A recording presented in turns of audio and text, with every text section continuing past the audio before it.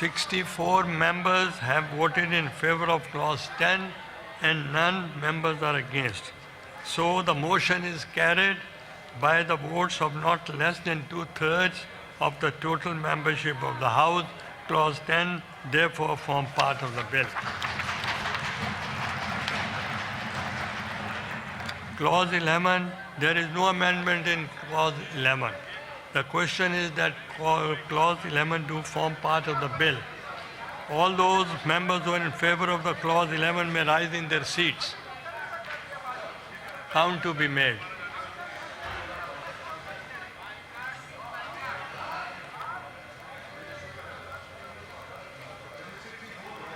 Members may take their seats.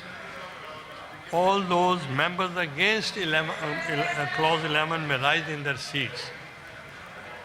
Count to be made. 64 members have voted in favor of Clause 11 and none members are against it.